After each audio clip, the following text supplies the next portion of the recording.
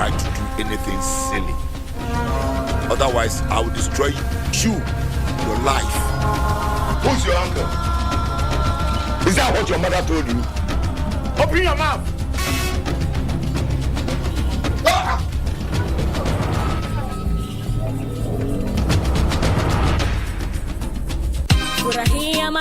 Boresha maisha na bima.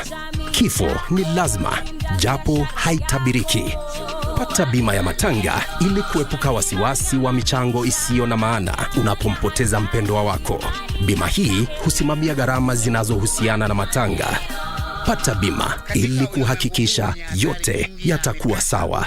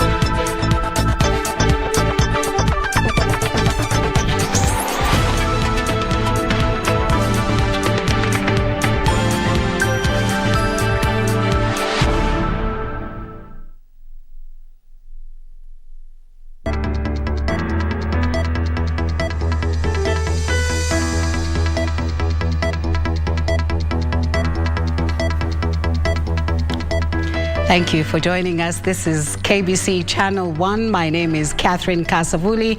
And of course, you have joined us on the Living Legends. This is the Legends edition. And of course, we promise to give you a wonderful bulletin. Our sign language interpreter today is none other than Byron Aburi. Let's look at the highlights.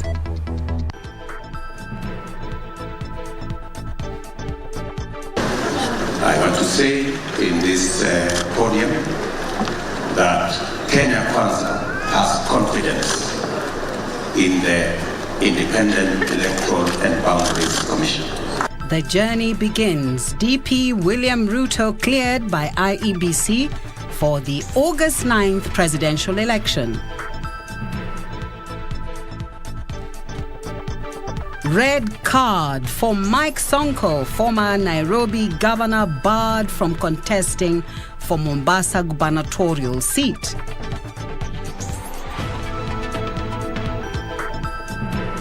And no looking back, Education CS Professor George Magoha says CBC here to stay.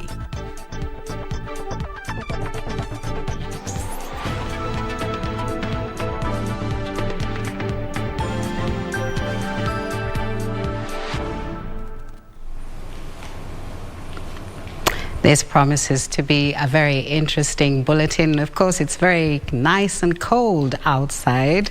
Well, please make sure that you stay warm. Topi Liambila will be joining us later on this bulletin with a lot of sporting activities, both internationally and locally. And just before we start our news bulletin, we wish to inform you, our esteemed viewer, of a temporary change in our programming on KBC Channel 1. That is tomorrow, Sunday's live broadcast of Holy Mass from the Holy Family Minor Basilica will be aired on our sister station Y254 starting at the usual time, 9:30 a.m. We are committed to broadcasting this and other programs. We apologize for changes in programming earlier today that saw the omission of the SDA service. We assure you that these temporary changes occasioned by circumstances beyond our immediate control will not occur. Okay, so we go on to our first story today.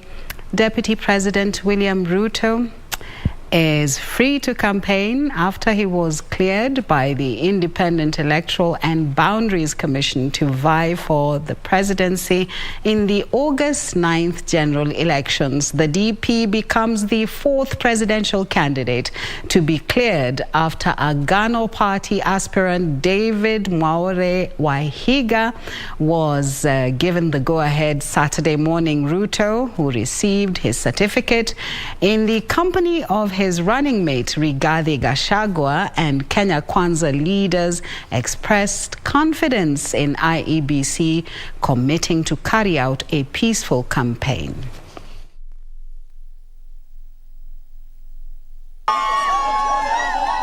Deputy President William Ruto is now free to campaign after he was given a nod by IEBC. The Deputy President, who was accompanied by top leaders of Kenya Kwanza as well as his supporters, arrived at the Bomas of Kenya some minutes past 10 o'clock.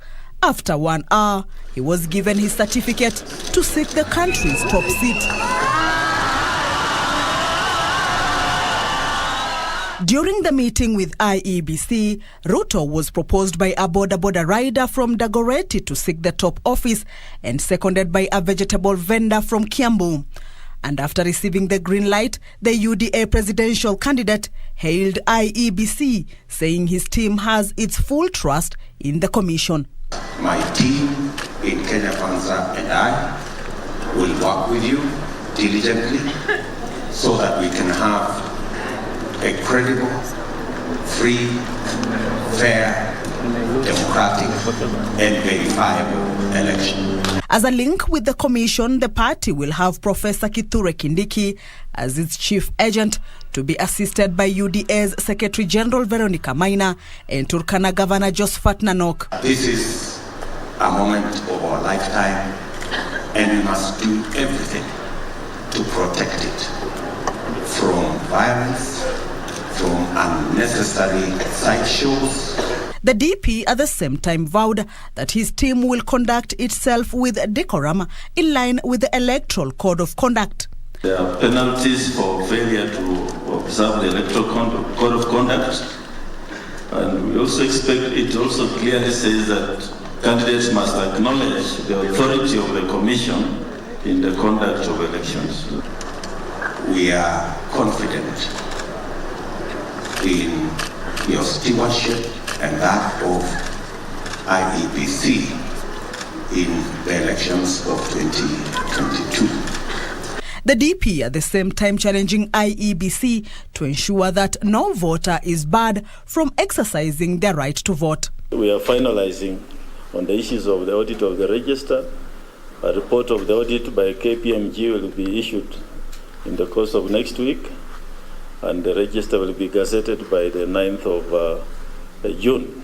Agano Party aspirant David Mwaure Wahiga, who resubmitted his application Saturday, was also cleared, taking the number to 4 individuals so far cleared to seek the top seat in the August 9th general election. UDA's candidate Deputy President William Ruto, Umoja Summit candidate Walter Mongare, Agano Party's David Mwaure Wahiga, and Roots Party's Professor George Wajakoya. Sunday, Azimio la Umoja One Kenya presidential candidate Raila Odinga is scheduled to present his credentials. United Democratic Alliance presidential candidate William Ruto has pledged to stop external borrowing if elected president in the August 9th general elections. Speaking at Kamukunji grounds in Nairobi City moments after he was cleared by the IEBC to contest for the presidency in the August 9th general elections, the deputy president said his administration will utilize internally generated revenue to uplift the lives of Kenyans through the bottom-up economic model.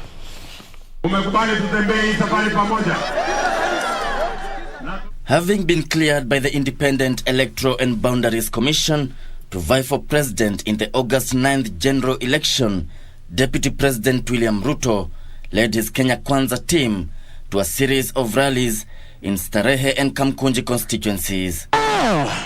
Ruto! The Deputy President rallying his supporters to prepare for a government that will lower cost of living and empower Kenyans through bottom-up economic model. Shida ya Kenya ni kwamba tuko na model ya uchumi inaitwa trickle down.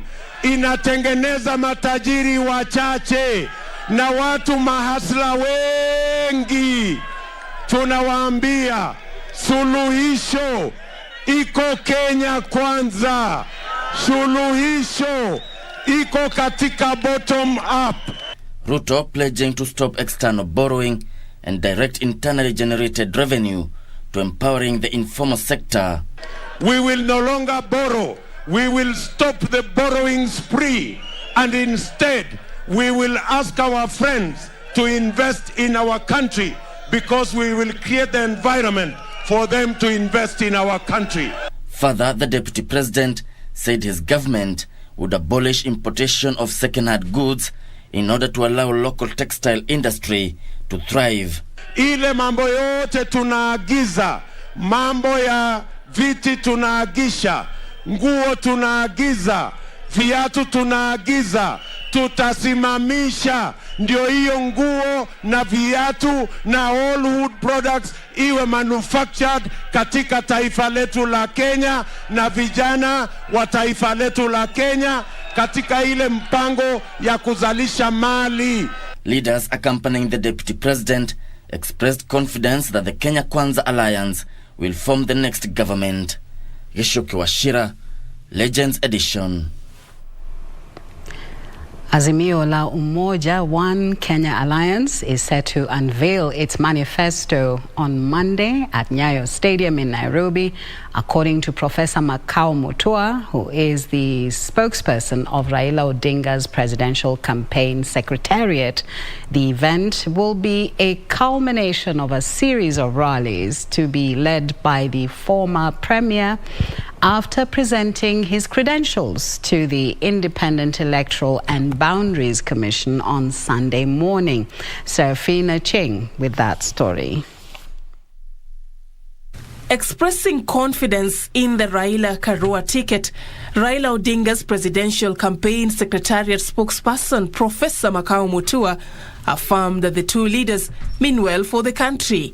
In Mr. Odinga, we see a future for this country, a future of equality, a future of opportunity, a future of prosperity. According to the Secretariat, the Azimio la Umoja One Kenya Alliance flag bearer is set to appear before the Independent Electoral and Boundaries Commission to present his presidential candidature application on Sunday morning as the first activity of his itinerary.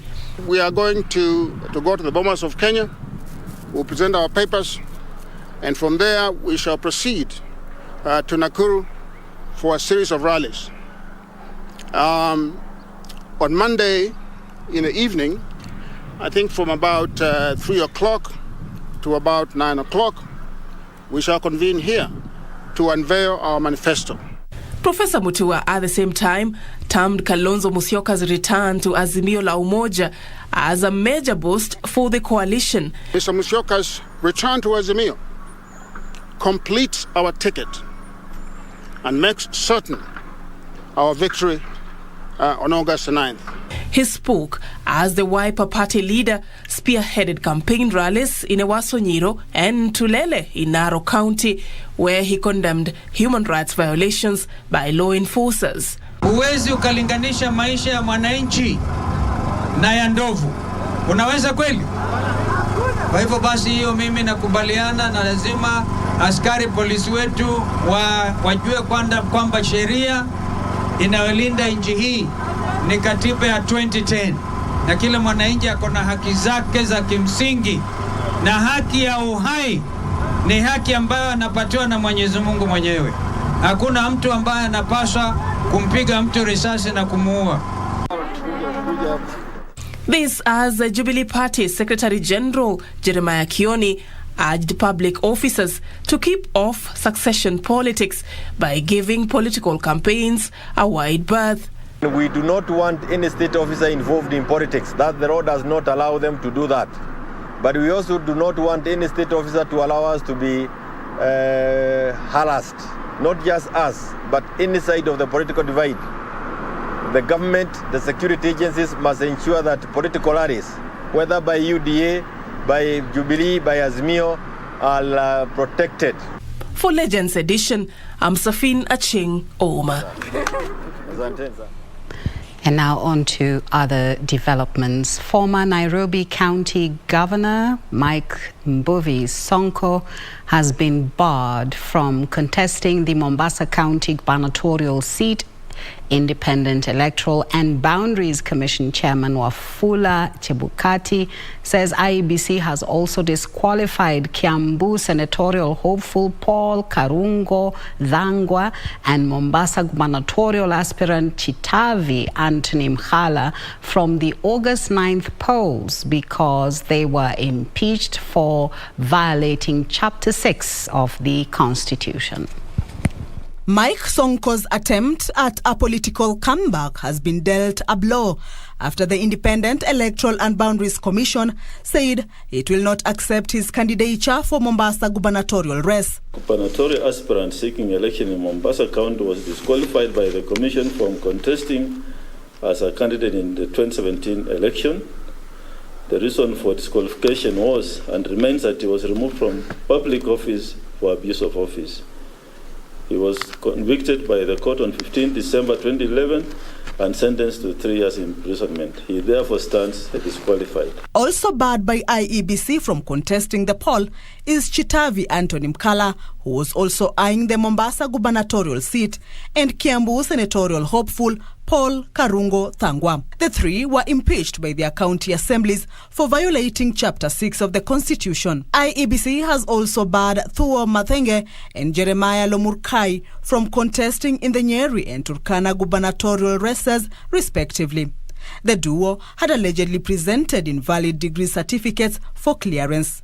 The position of the Commission and indeed the law remains that the aspirant is disqualified unless he submits a valid degree from a recognized university in Kenya. Karen Ward MCA David Njili-Thiamberia is also barred by IEBC from vying after he was convicted of economic crimes and barred by the court from holding public office. Wafula Chebukati says all public officers who did not resign by 9th February 2022 and are seeking elective positions will also be disqualified from the August 9th poll. Public officers who failed to resign on time will know their fate next week, as IEBC insists that it shall not relent in ensuring that all politicians follow the law to the letter. Kamche Menza for the Legends Edition at the Bomas of Kenya, Nairobi. And just a quick reminder, the service tomorrow morning at 9:30 a.m. that we normally air every Sundays, this is from the Holy Family Minor Basilica, will be televised live on our sister station Y254 and not on KBC Channel 1. This is due to unavoidable circumstances. We hope that you bear with us, but next Sunday we will be back to normal. Thank you. We take a small break. When we come back, more news.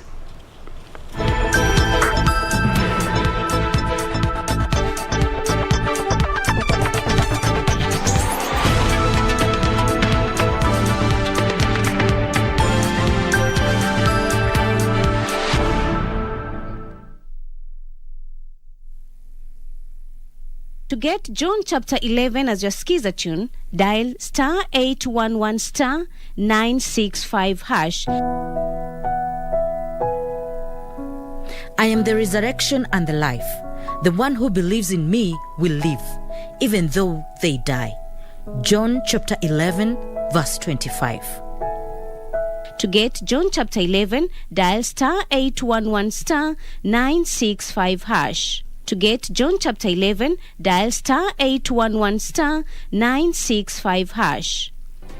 Do you have a news story to share with KBC? Get in touch swiftly on email news@kbc.co.ke or call 0723-892-654 or 0734-780-124. uchaguzi mkuu wa tarehe 9 Agosti utabadilisha pakubwa taswira ya kisiasa ya taifa hili.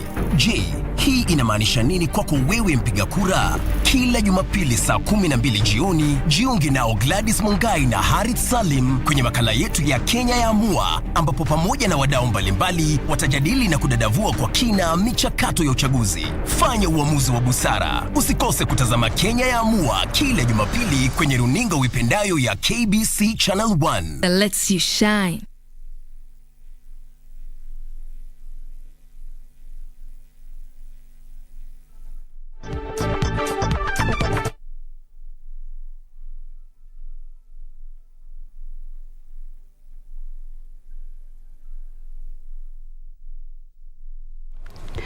And now on to matters environment. President Uhuru Kenyatta has underscored the need for urgent measures to protect and manage oceans in a sustainable way for present and future generations. The president emphasized that the conservation of oceans, seas and marine resources can no longer be left out of the broader environment and climate change agenda.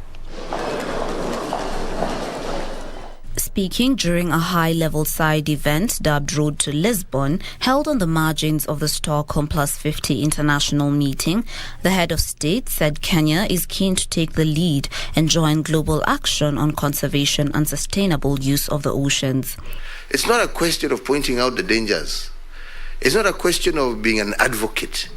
It is a question of making sure you implement the necessary policies today, because that is where we are failing, and the necessary programs today in order to begin to reverse the effects of climate change, in order to begin to reverse the effects on our oceans. The event, moderated by Foreign Affairs Principal Secretary Ambassador Macharia Kamau, was part of the build-up engagements to mobilize participation and enhance awareness to build momentum towards the second United Nations Oceans Conference that Kenya and Portugal will co-host in Lisbon later this month. President Kenyatta encouraged delegates at the Stockholm Plus 50 meeting to partner with Kenya and Portugal as they co-host the Oceans Conference. As we host the Oceans Conference in a few weeks' time, that those who have ears and eyes but refuse to see and hear must hear. We must have action today if we are at all desirous to protect our future. President Kenyatta also met members of the Kenya chapter of the Stockholm Plus 50 Youth Task Force, where he challenged them to take the lead in environmental conservation and curbing the challenges of climate change. With the young people. Because for me, my challenge to them is that they really need to put us on the carpet, and they don't need to wait and say they're leaders of tomorrow. They have to be leaders today, because unfortunately the leaders of today are not willing to do that which it takes to protect their future. For Legends Edition, I'm Jeritage Kiprano. Several aspirants across the country have sailed through the Independent Electoral and Boundaries Commission candidates verification process and are set to contest in the August 9th general elections. They include Joseph Ole Lenku, who is seeking another mandate to lead Kajiado County as governor.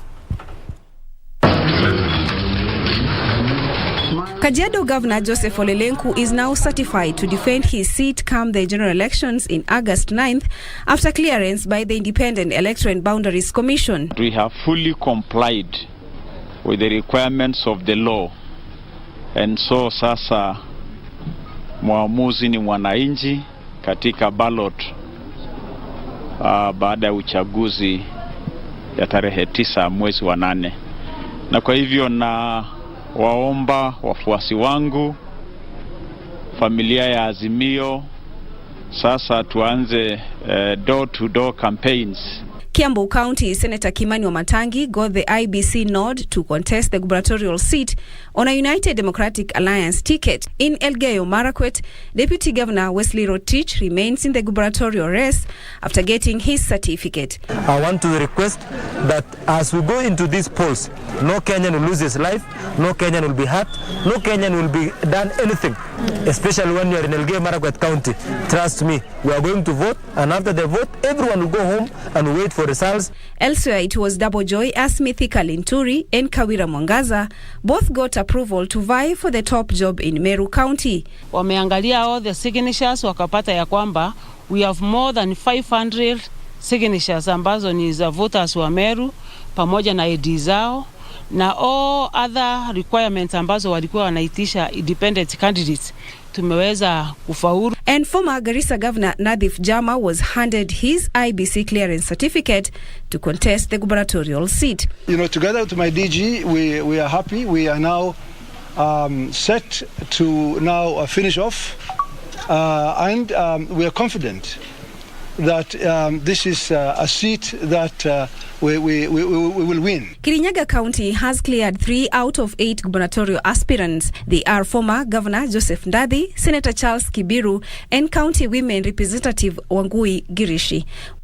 While in Kakamega County, Cyrus Jirongo and Suleiman Sumba were given the green light to continue in the race to succeed Governor Wycliffe Oparanya. Western Province, and particularly Kakamega County, is a west field of talent. It is important for all of us who are going to work in this county to realize that we have no other home.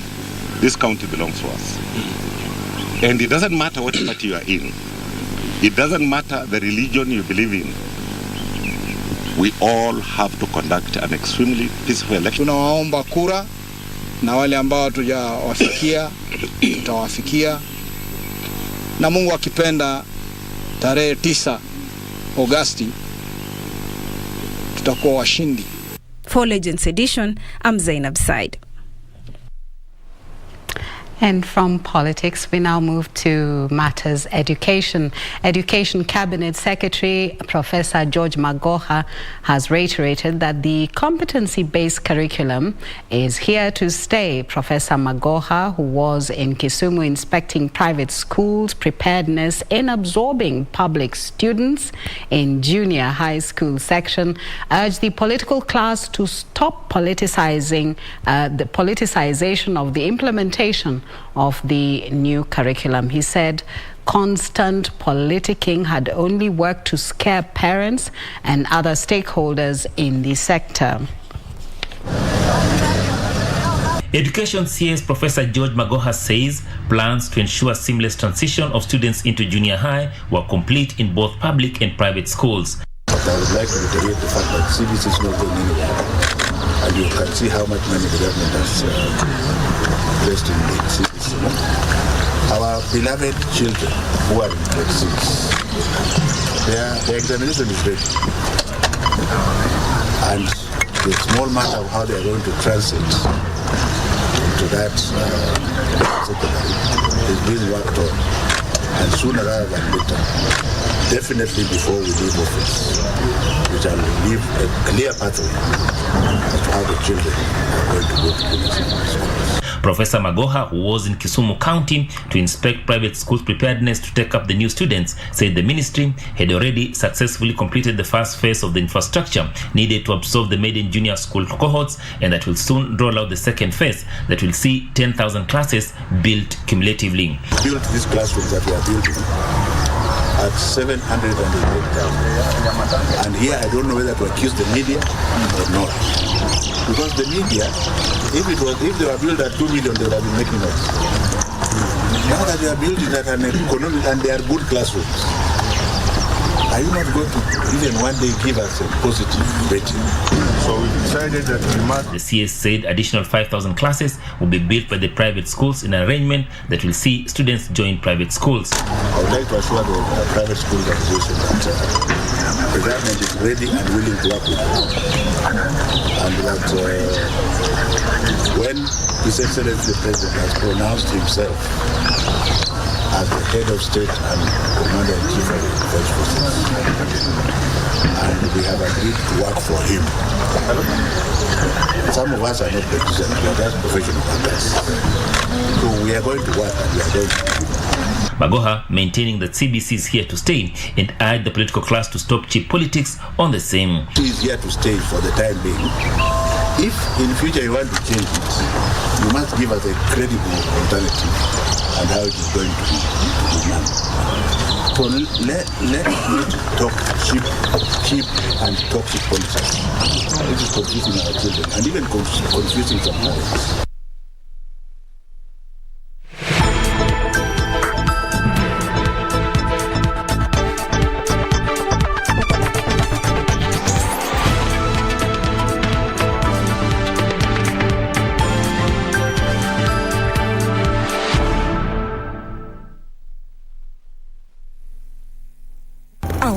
And entertainment industry has evolved over the years. It is at such times that our destinies are written.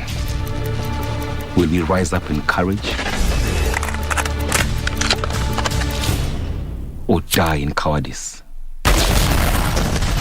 Who are the movers and shakers in film and theatre? Get trendy as we review locally produced films and stage drama every Wednesday at 9 p.m. on Cinemas and Theatre. Brought to you by the Kenya Film Commission. Film Kenya, Capture Africa. Top sports attractions on KBC Channel 1. In July, Kenya Morans face off against the DRC, Egypt and Senegal in the FIBA Basketball World Cup African qualifiers in Alexandria, Egypt from 1st to 3rd of July 2022. Also in July, Kenya plays South Africa in Rugby League test matches in Nairobi with the return fixtures set for October. Still in July, watch the World Athletic Championships from 15th to 24th July live from Oregon, USA as Kenyan athletes seek glory. Followed by the 22nd Commonwealth Games from 28th July to 8th August live from Birmingham, England. In August, join our coverage of the World Athletics Under-20 Championships from the 1st to 6th of August 2022 from Cali, Colombia. Then in November, catch the World Half Marathon Championships on 13th November from Yangzhou, China. Now that's what sets us apart as KBC Channel 1, your true sports partner.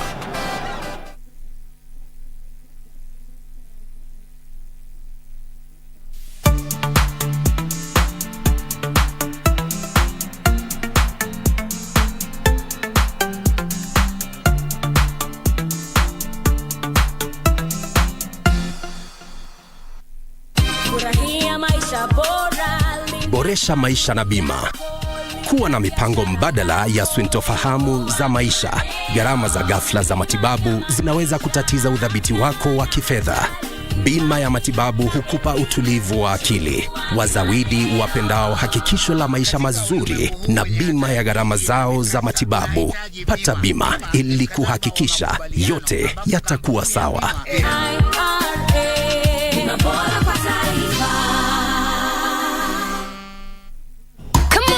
I'm the photographer Black Milk. I have an exhibition in 8 weeks about how things get better with time. Let's go! Darling Fluffy Kinky inspired me.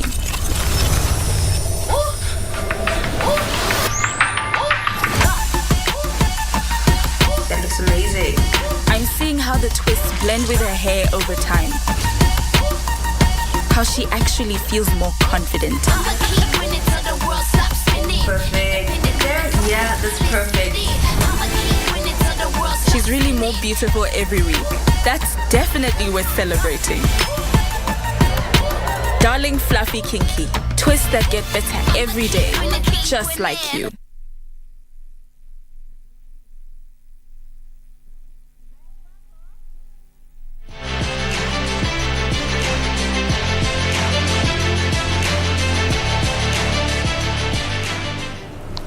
Hello, it's a very good evening, and once again it's a big welcome to the sports segment of the Legends edition this evening. My name is Topi Liambila, and here to present a very comprehensive look at sports from KBC Channel 1 tonight. In the highlights, we've got the Simba's Leopards Rugby, Stockholm Marathon, and the French Open Ladies. National 15's rugby team Kenya Simbas produced a stunning display to beat Curia Cup First Division champions Northwest Leopards 51-35 at the RFUEA grounds in Nairobi. Simbas have now won 2 matches in the Curia Cup First Division fixtures. Here's a look at some of the action today. The Simbas, who had only won one match in the Currie Cup First Division fixtures prior to Saturday's match, were in a class of their own in Nairobi.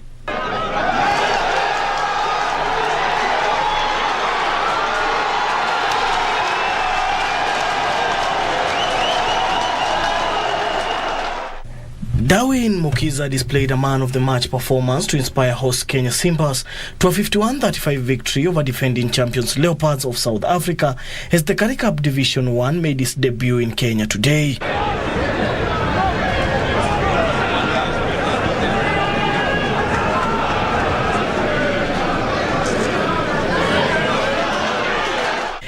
KCB's David Chege and Emmanuel Silungi returned to the squad for the first time since 2019. Kenya Simbas played 7 games in South Africa, winning 1 and losing 6.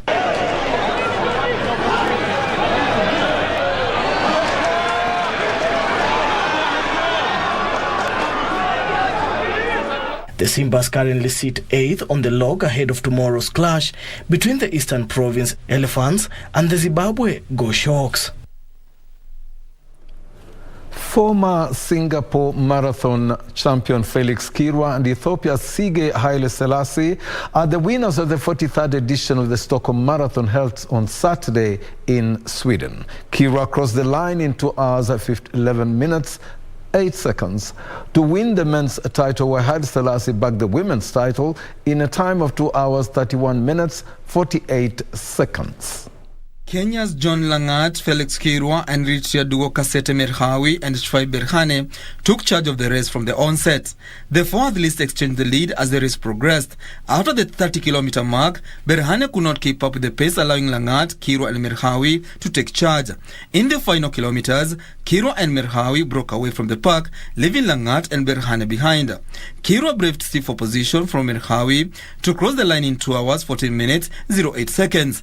Merhawi came in second, while Langat completed the podium dash. In the women's race, Sige Haile Selassie proved her prowess by winning the race in 2 hours, 31 minutes and 48 seconds.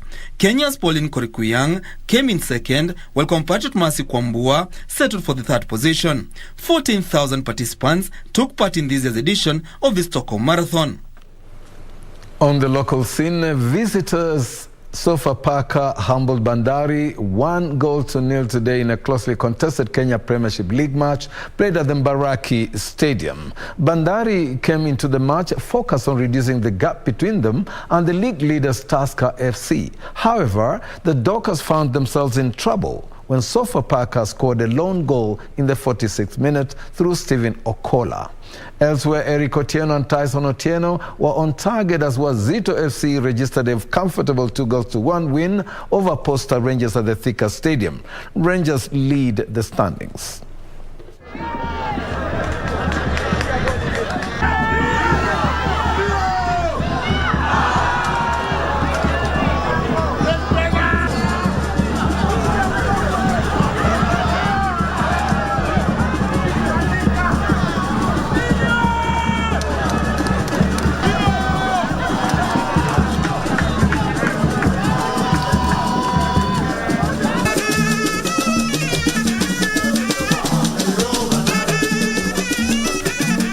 Nataka comment Bandari wameweza kututhroia wameweza kurusha zile mpira ndefu katika eneo yetu ya hatari, lakini tuliweza kuestahimili vizuri, tuliweza kuweka mpira chini vizuri. So kitu muhimu kuwa ni kama Sofapaka tunaendelea kutengeneza muundo wetu wa mpira.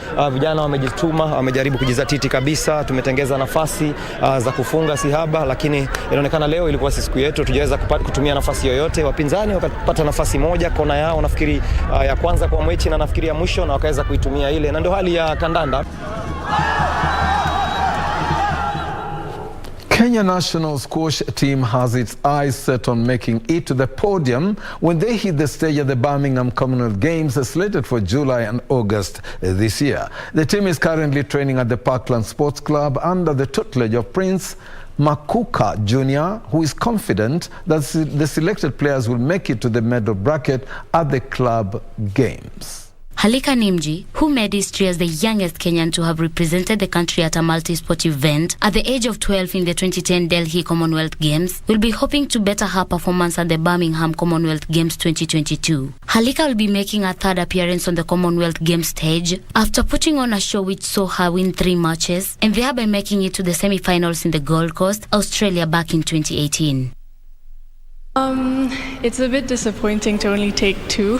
I mean, we need people to play doubles, women's doubles, men's doubles, mixed doubles. We have a higher medal chance as well. Meanwhile, the men's category will be held by England-based Idwan Muqtadir Nimji alongside James Daliri, who have vast experience in the Kenyan squash scene. James is looking forward to making a debut at the Commonwealth Games and the Men's World Championship to be held next year. Me, just keep my head straight. I've been training all the way, and I'll keep on training. Is not the Commonwealth itself. I'm focusing on just bringing the squash game up, and we are looking for other tournaments to participate in. There's World Championship coming next year, so it's not just Commonwealth. There are a variety of games which are coming up.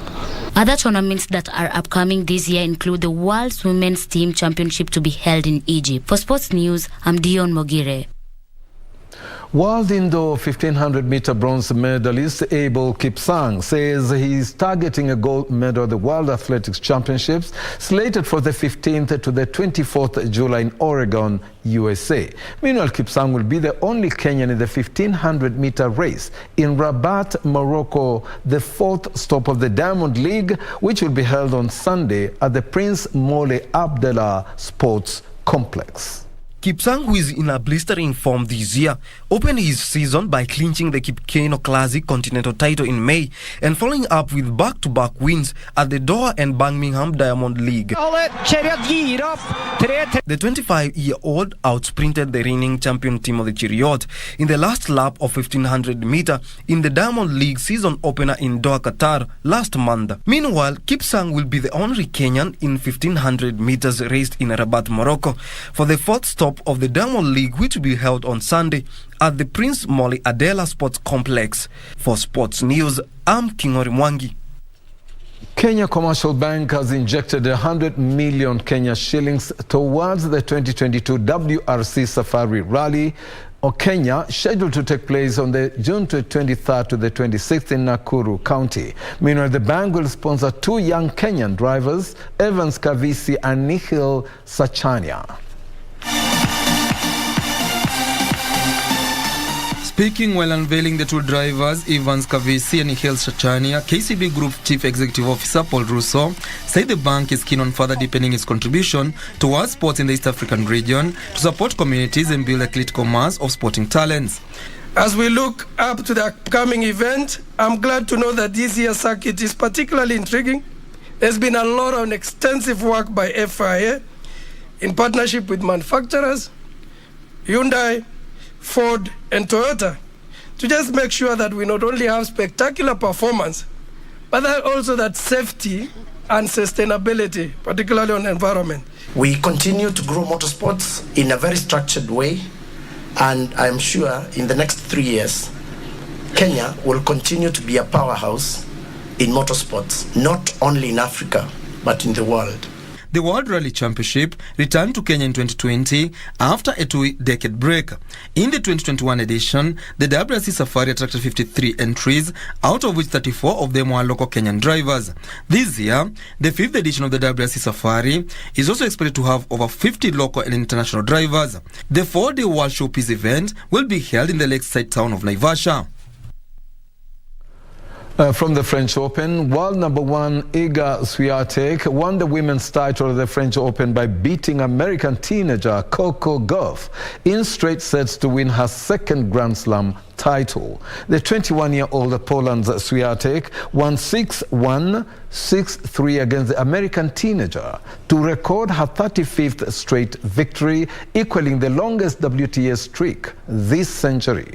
Gauff was contesting for her first major final amid a Navi start. Swiatek, who won Roland Garros in 2020, took full advantage and went on to win her 6th successive title by fighting back from a breakdown in the second second set. Some of the action.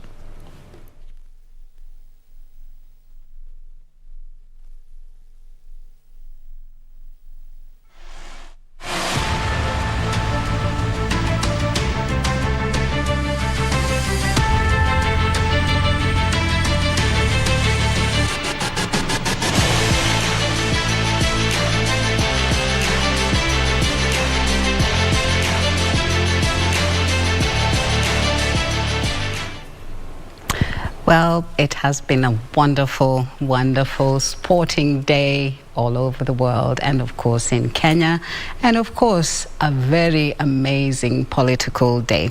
Well, we are not done yet. We have our Living Legends segment, and of course we do have David Mailu, who is a renowned author in Kenya. Welcome.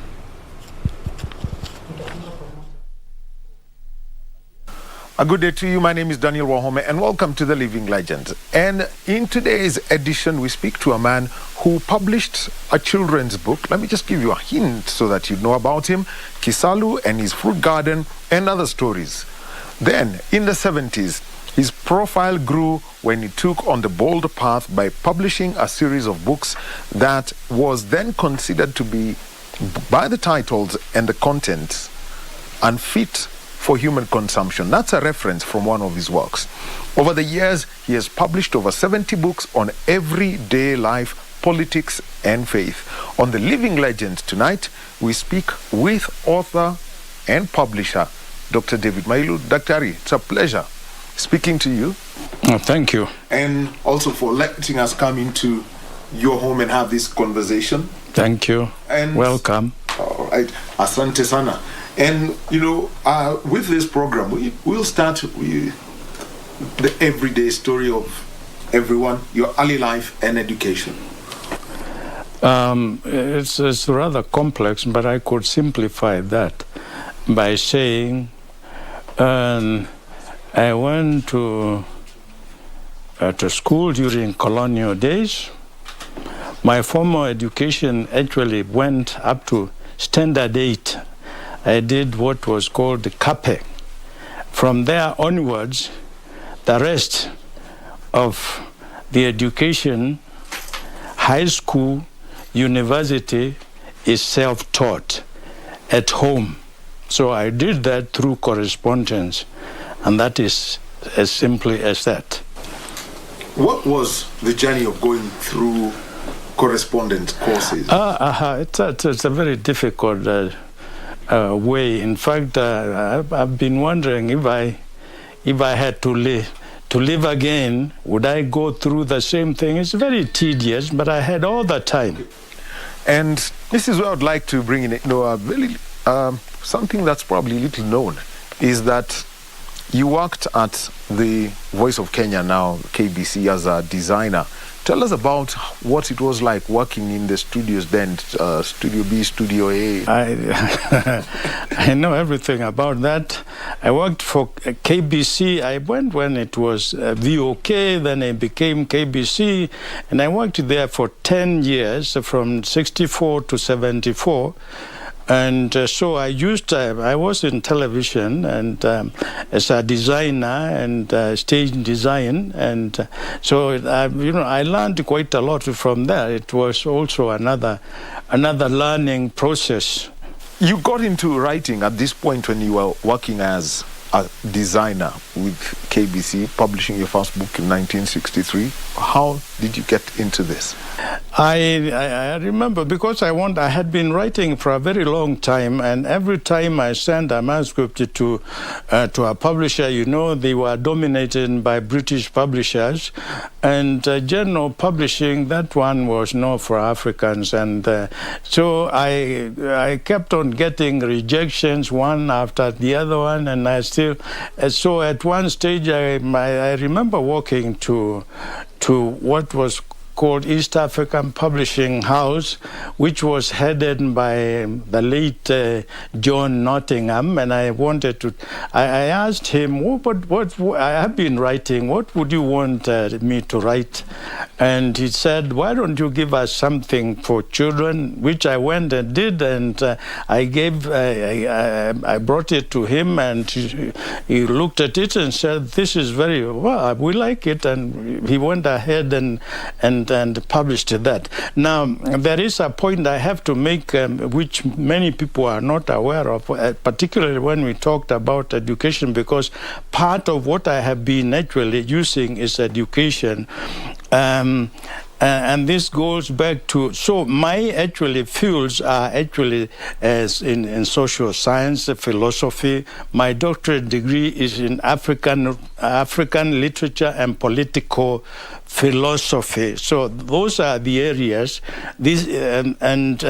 So from that, I have to work within that field. Anything to do, I like promoting African values. That one I have read as much as I can, whether it's African religion, and those are my fields. So my creative works are based on those areas to address African values, and because I'm an African, I want to tell the world what it is to be an African and to think African. Well, and you mentioned that you wrote, without feeling any hindrance coming in from the way the society was, unfit for human consumption. This is a work that targeted the adult audience. What was the reception of this book? That was the moment I published that book, because first of all, now I wanted to, since I had been rejected by the British publishers, so many of them didn't want to particularly do anything to do with the creativity. So I did my own research work, and the book, The Unfit for Human Consumption, may look, it's a small book, but it's based on a research I did on what was the topic that people want to discuss in public places, and I saw that one, of course, was sex and marriage and God and politics and quite a number of things. So I went and sat down and put those things together, and then published that. I remember I published the first print run was 5,000, which actually took about 8 months to be sold out, and then the second print. I went for a print run of 20,000 because the name had already developed. By then I had written others.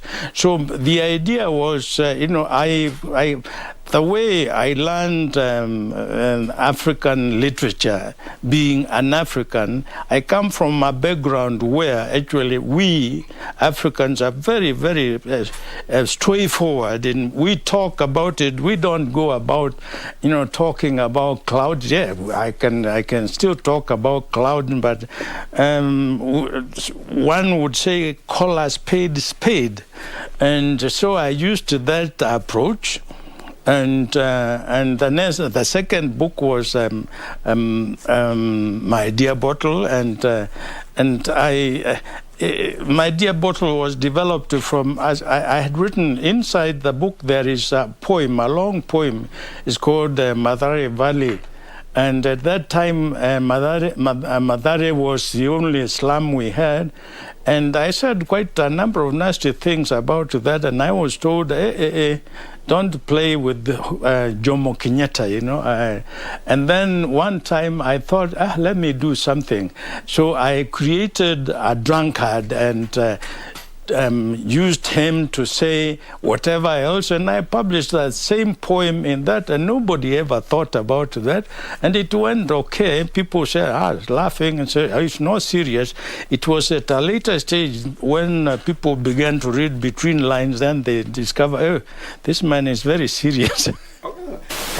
Well, one of the books that, was for our generation, being caught with it was a huge thing. You'd get a proper caning. I'm talking about after 4:30. It's about, you actually brought out what was happening in the urban areas then.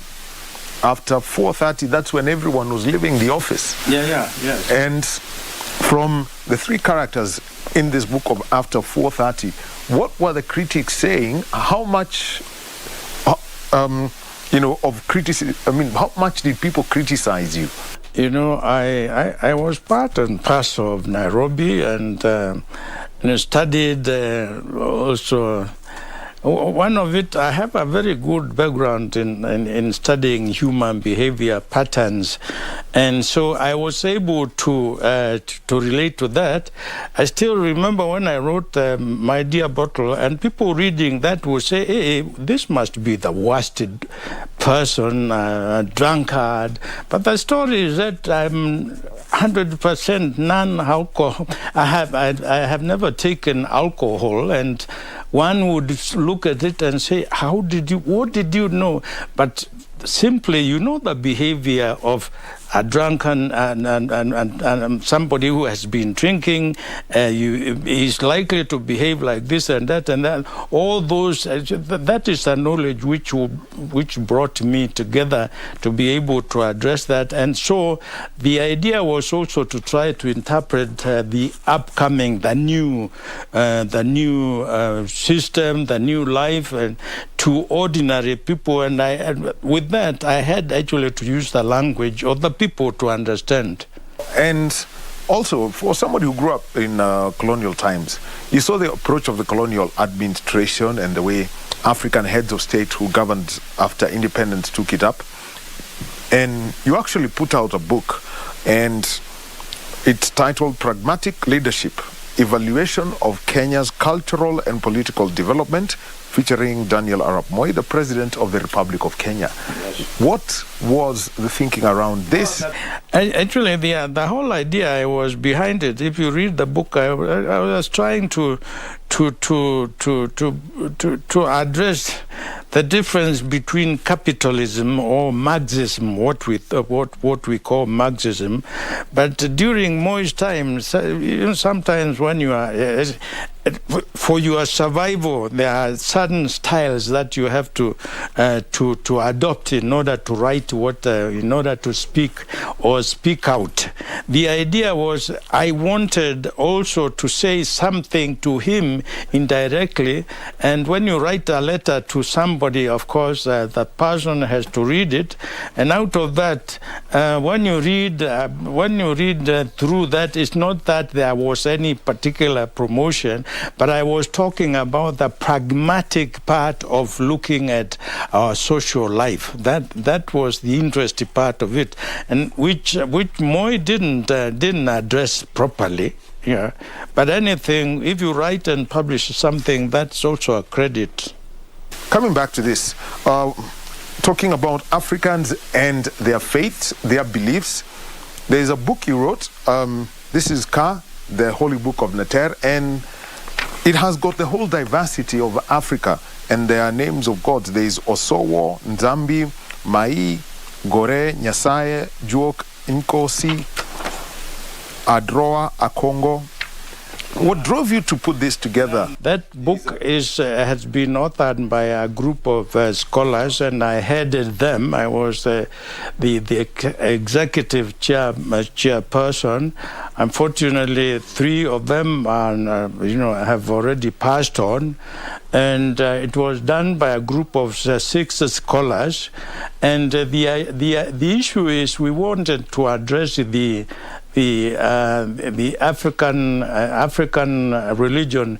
The late Professor John Beatty said in his works that African religion is as old as anything, and the only missing thing in that book, in that religion, has been a text equivalent to the Quran, the Bible, and so this is actually what we were addressing, putting what we knew, the materials, the fabric material which have been used over the years to assemble about that to write a manual which can be used in all occasions, all social occasions, like the Quran, like the Bible, and then this is what you are holding.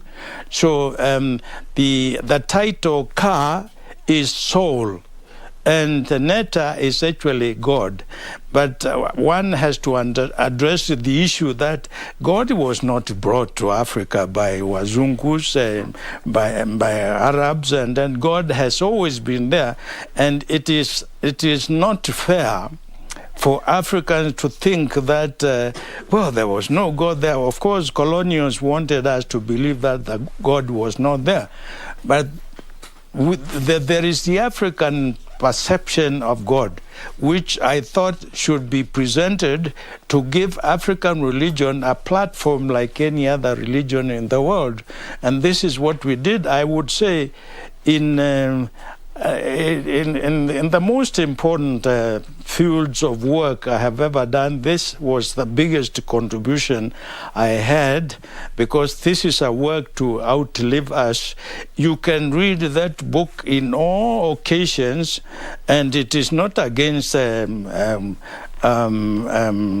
Christianity or Islam or any other thing, but this is the African way of looking at it.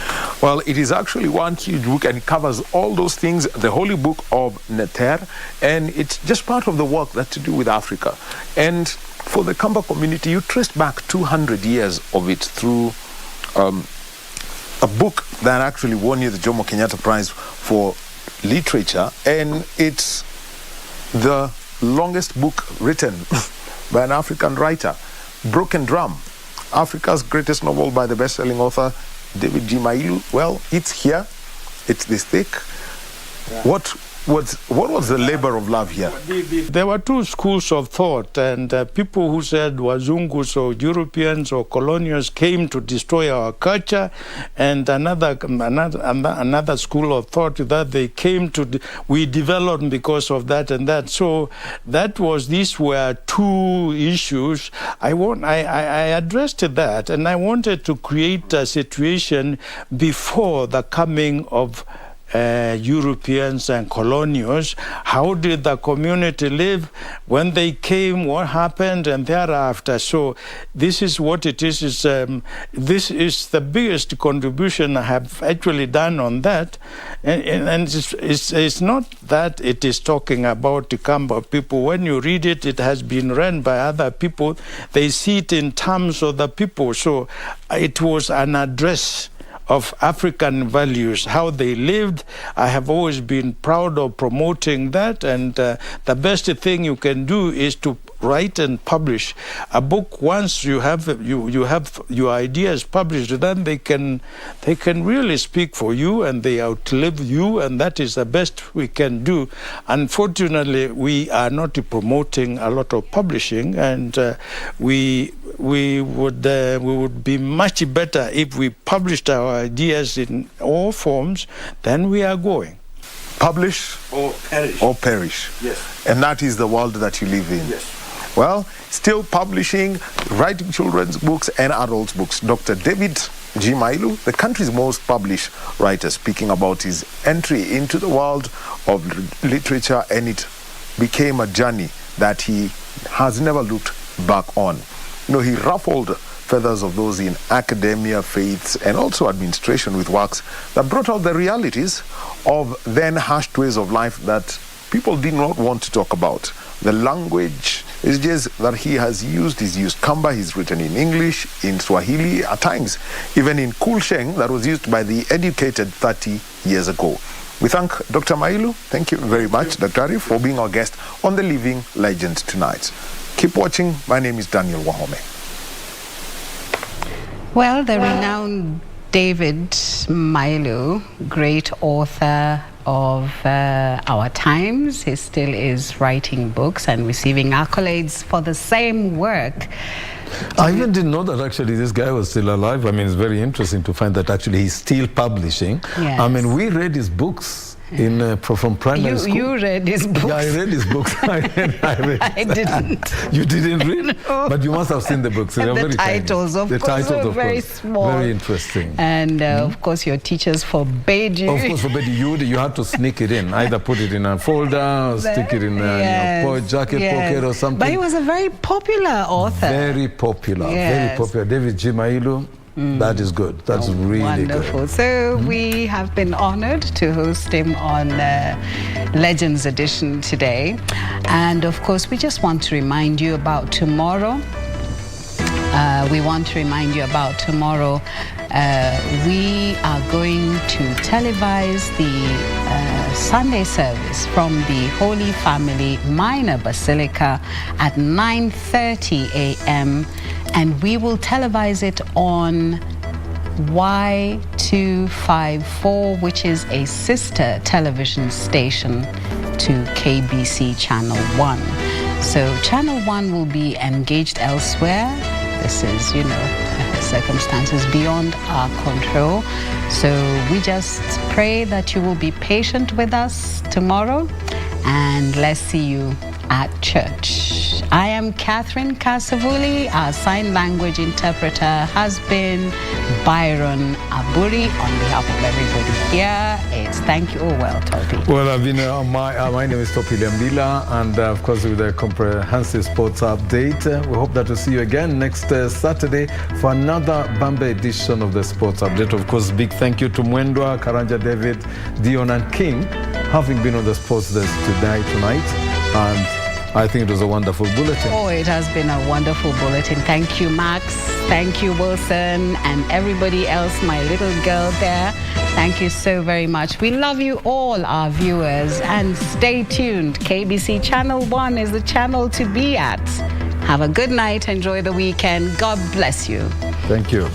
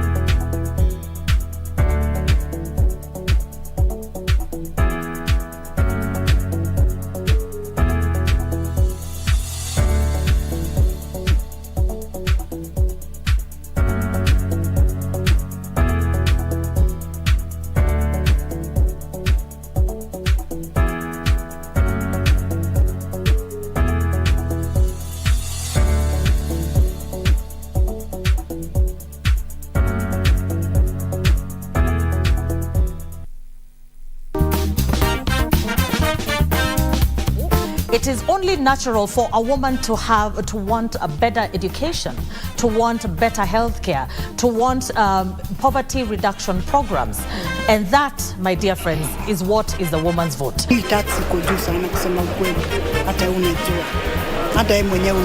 Okay, the government has been giving us fake promises for the recent past few months and years when we go for voting. Representation is somebody who can take my issues from the ward, from the constituency, from the county, and take them there so that now the policies can be developed. Those who fail to learn from history are doomed to repeat it.